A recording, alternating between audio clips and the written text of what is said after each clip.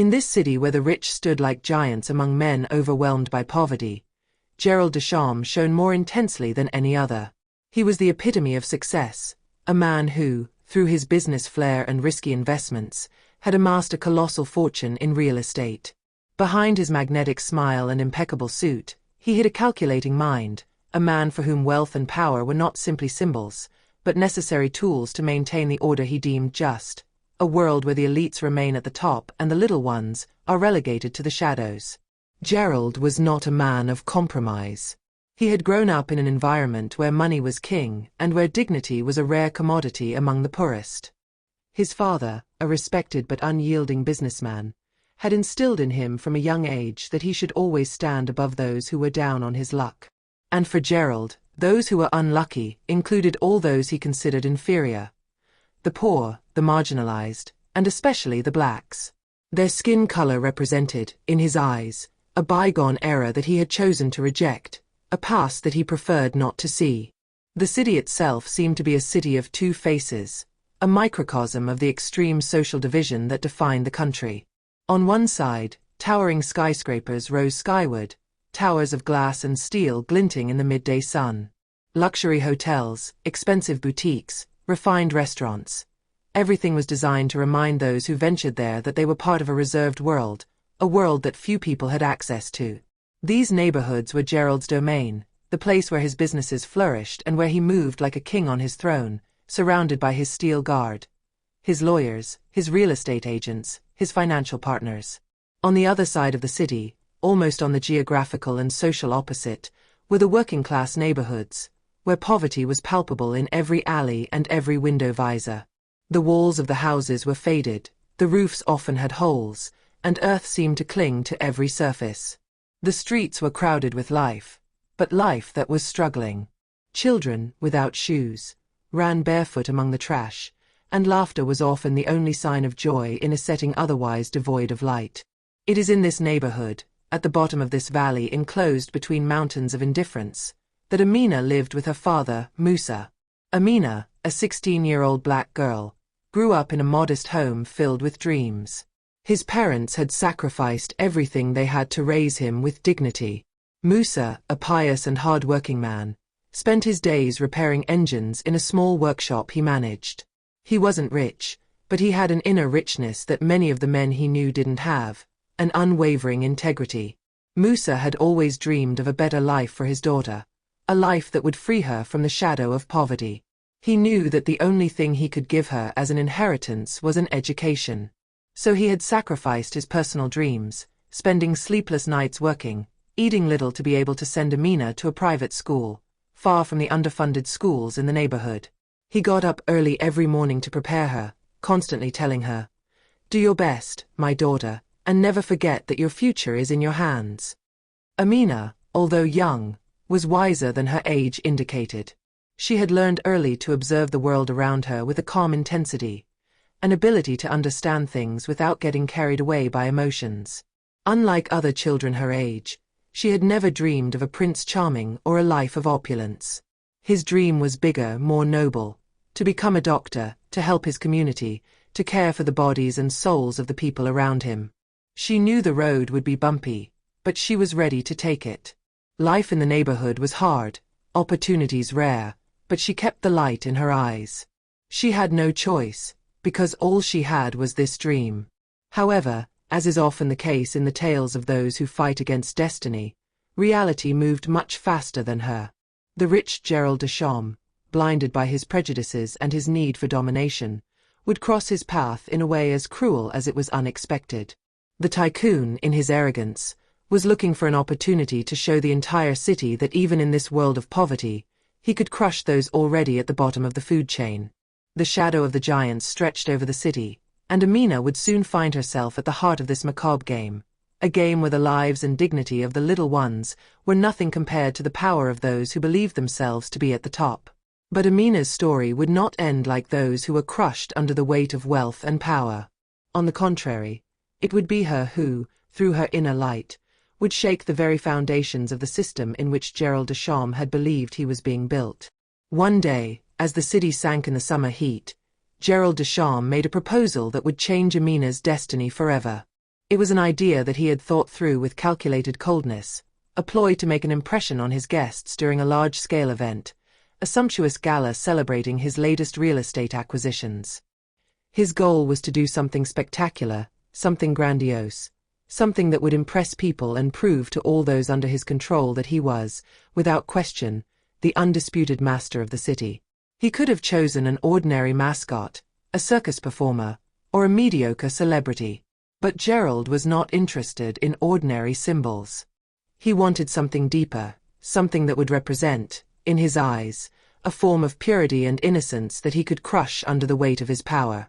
A simple tool to show him, through public humiliation, to what extent he dominated those he considered inferior beings.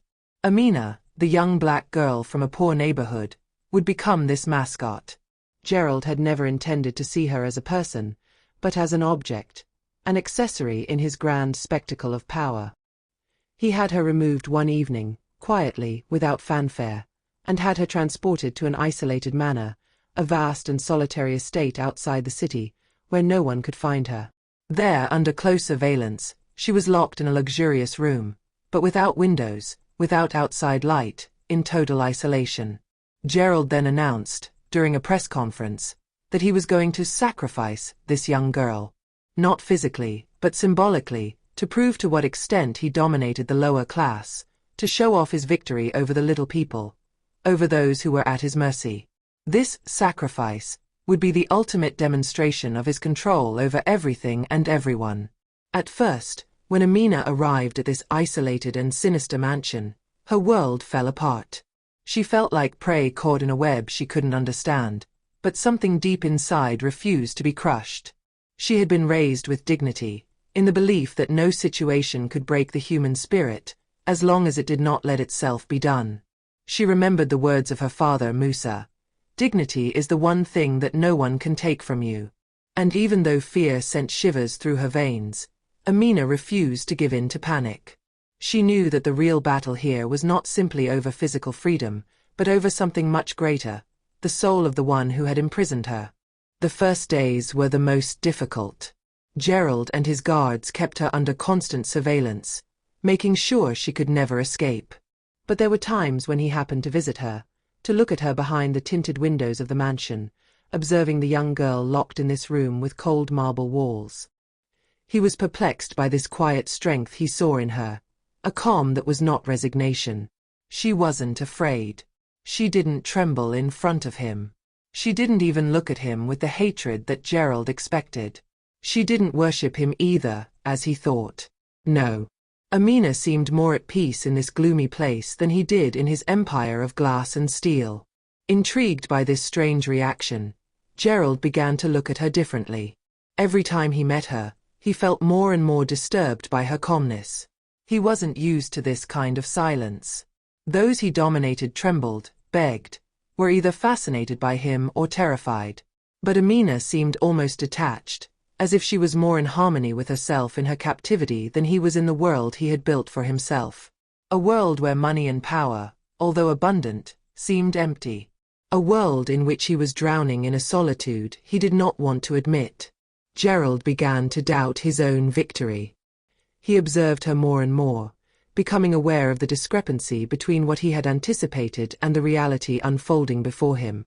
What he had perceived as a simple sacrifice became, for him, a silent confrontation, a question that haunted him. Who was really the one who dominated the other? Amina, the imprisoned young girl, or him, the rich man of power, trapped in his own beliefs? As the weeks went by, Gerald began to get closer to Amina in an unexpected way. Initially, his visits were a formality. He came to see her, observed her silently, checking that she remained in her place, like an object exhibited in a private gallery. But one day he ventured beyond simple surveillance. He asked her a question, almost without thinking. "Why do you stay calm? Why don't you fight against your situation?" He was waiting for an answer that would fit his idea of a weak, broken person, incapable of resistance. But what he received in return was something much more complex.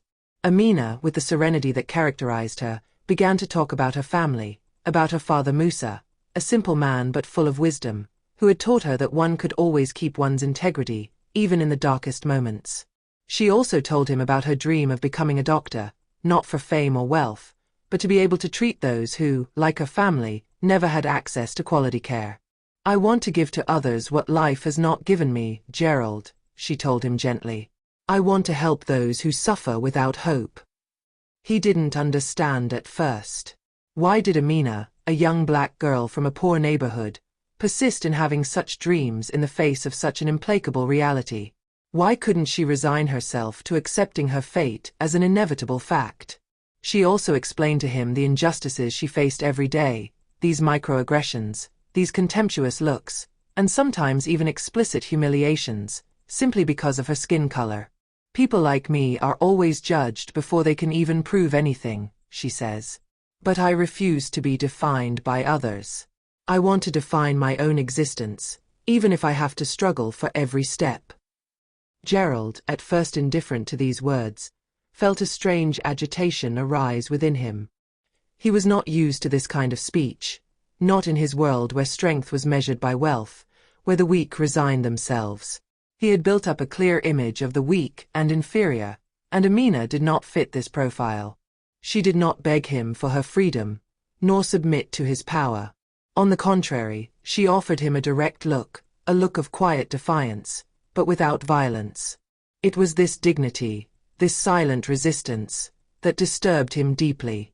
Gerald felt a growing unease every time he met her eyes, as if she saw him not as a master, but as a vulnerable man, stuck in his own illusions. One evening, after a dinner where the discomfort seemed to have reached its peak, Gerald felt particularly disturbed. They were alone in the large dining room of the mansion. Amina was calm, her gaze focused on him, as if she were probing every inch of his soul. Gerald, usually so self-possessed, felt destabilized. A heavy silence had settled between them, a silence that neither seemed willing to break. But deep down, Gerald couldn't escape the echo of his own thoughts. A questioning had crept in, silent but persistent. He stood up abruptly, disturbed by what he felt. The worry he had tried to push away resurfaced. The idea of keeping Amina in this sinister place, of continuing to treat her like an object, was no longer enough. He needed more. He felt an irrational urge, a primal need to control and humiliate more, to impose his domination not through physical chains, but through cruel symbolic rituals, intended to break his soul. He convinced himself that he had to sacrifice his mind, that this was the only way to have total control over her, to definitively prove his superiority. But then, like a bolt of lightning passing through his mind, a voice emerged, a voice he had never heard before. It was faint, almost inaudible, but it made him shiver. "What if you were wrong, Gerald?" The question forced its way into his mind, making his blood run cold. He stopped abruptly, his entire body frozen by the weight of this question. He was used to controlling, to crushing, to feeling superior, but here now he felt trapped by his own arrogant certainty. What if everything he had believed, everything he had thought was true, was actually an illusion? A flood of conflicting emotions took hold of him. The foundations of his worldview shook. Amina, this young black girl, was not a helpless victim as he had believed. She was a free person, free of her mind, of her dreams, of her ideals. And he, Gerald, locked in his ivory tower, all-powerful in the material world, was perhaps the one who was really captive. He had built his life on lies, on the belief that he could control others with his money, with his power. But Amina, with her dignity, with her quiet strength, showed him that there were things that money could not buy, things that power could not dominate. The days passed, and Gerald, in his quest for absolute power, continued to believe that he had everything under control. He was close to his goal, to make Amina a simple instrument in the great game of his domination. But that day, as he prepared to put his plan into action, something unexpected happened. A force he had not anticipated interfered in the painting he had painstakingly constructed. Amina's affair began to make waves, like a shock wave. Her loved ones, notably her father Musa, a man of principles and resistance, had embarked on a fierce fight to find her.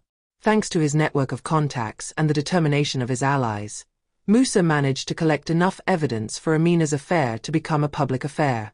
It was no longer a secret, but a hot topic for the media, and the police, under growing pressure from public opinion, were forced to act. The newspapers reported Amina's disappearance, and the first demonstrations of support began to flourish in the streets. Social networks were in turmoil, calling for the release of Amina, for the denunciation of the injustices and abuses committed by Gerald. The people, often silent and resigned to the injustices of the system, had found a voice. Each day that passed increased the pressure on Gerald, and he felt, for the first time, the heat of the threat weighing on him. His maneuvers of domination seemed to lose their power in the face of collective indignation.